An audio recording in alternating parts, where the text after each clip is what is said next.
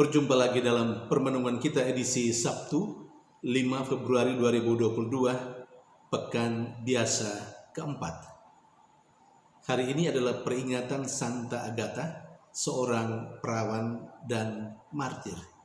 Bacaan liturgi hari ini, bacaan yang pertama diambil dari kitab pertama Raja-Raja bab 3 ayat 4 sampai 13 dan bacaan Injil dari Injil Markus bab 6 ayat 30 sampai 34. Peringatan Santa Agatha, seorang perawan dan martir.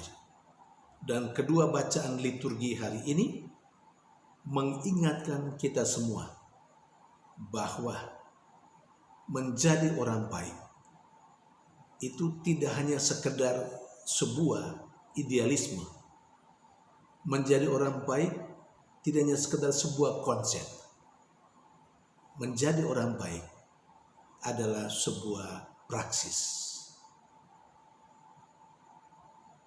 Agatha, jauh sebelum adanya biara-biara yang dikhususkan untuk perempuan, telah berikrar membaktikan dirinya untuk Kristus. Dari namanya, Agatha dalam bahasa Yunani berarti baik. Melalui pengabdiannya kepada Kristus lewat orang-orang sakit, orang-orang miskin dan sederhana, Agatha telah mengambil bagian dalam kebaikan-kebaikan Allah. Sesuai dengan namanya, dia telah menjadi orang yang baik. Sekali lagi, tidak hanya sekedar sebuah idealisme, bukan soal konsep, tetapi dia sungguh mempraktekannya menjadi orang baik sebagai sebuah cara partisipasinya dalam kebaikan-kebaikan Allah, dalam kebaikan-kebaikan Kristus yang dia abdi. Saudari dan saudara yang terkasih, menjadi orang yang baik itu mengandaikan memiliki sebuah hati yang cepat tergerak oleh belas kasihan, seperti yang dimiliki oleh Yesus Kristus sendiri, sebagaimana yang diceritakan dalam bacaan Injil hari ini. Yesus bersama dengan murid-muridnya yang baru saja pulang dari karya pewartaan mereka, dan begitu banyak hal yang mau mereka ceritakan sebagai sebuah pengalaman kepada Yesus. Tetapi rupanya begitu banyak orang yang ada bersama mereka, sehingga makan pun mereka tidak sempat, apalagi bercerita tentang pengalaman-pengalaman itu. Karena itu Yesus mengajak mereka untuk pergi ke tempat yang sunyi, dan mereka melaksanakan itu dengan sebuah perahu, mengasingkan diri. Tapi rupanya rencana mereka itu dilihat oleh orang banyak.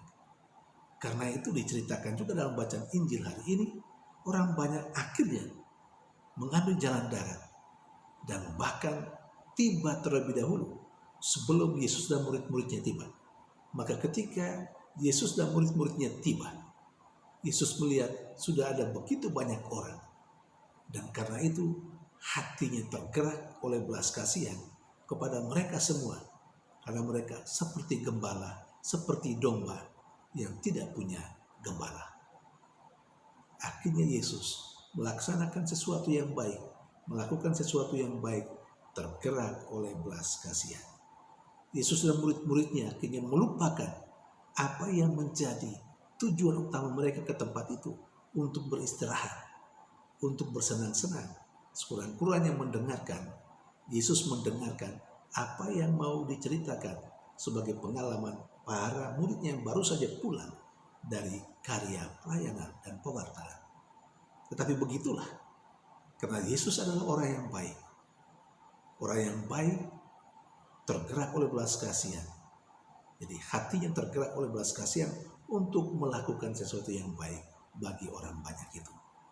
Saudari dan saudara yang terkasih, yang kedua, menjadi orang baik mengandaikan bahwa orang itu memiliki sebuah hati yang berhikmat, sebuah hati yang cerdas, sebuah hati yang bijaksana. Sebagaimana yang diminta oleh Raja Salomo dalam doanya kepada Allah. Seperti yang diceritakan dalam bacaan yang pertama hari ini. Saudari dan saudara yang terkasih, diceritakan dalam bacaan pertama, Raja Salomo pergi ke Gibeon untuk berdoa. Dan dalam tidurnya Allah mendatanginya dan berkata kepadanya untuk minta apa saja yang ia harapkan dari Allah. Apa yang diminta oleh Raja Salomo? Yang diminta oleh Raja Salomo adalah kecerdasan untuk bisa menimbang. Dan itu perlu supaya dia bisa menjadi hakim yang adil terhadap bangsa Israel, bangsa yang besar menurut Raja Salomo. Dia juga meminta supaya dia memiliki hati yang tahu mana yang benar, mana yang salah. Bagi Allah, Raja Salomo meminta sebuah hati yang berhikmat. Saudari dan saudara terkasih, saya teringat pada apa yang dikatakan oleh Yesus. Kita diajak untuk menjadi sempurna seperti Bapa yang ada di surga.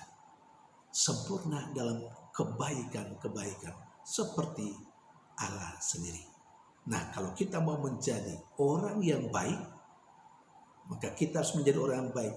Tidak saja sebagai sebuah idealisme atau hanya sekedar konsep, tapi kita harus menjadi orang yang berbuat baik dalam kenyataan. Dan untuk itu kita mesti memiliki hati yang cepat tergerak oleh belas kasihan dan hati yang berhikmat. Saudari dan saudara terkasih, kita bisa mengukur dan menakar kita itu orang baik atau belum, atau bukan orang baik. Semoga dua bacaan itu hari ini memberikan inspirasi kepada kita untuk terus menata kehidupan kita menjadi orang yang baik seperti Allah sendiri, seperti Yesus, seperti Santa Agatha yang kita peringati hari ini. Tuhan memberkati.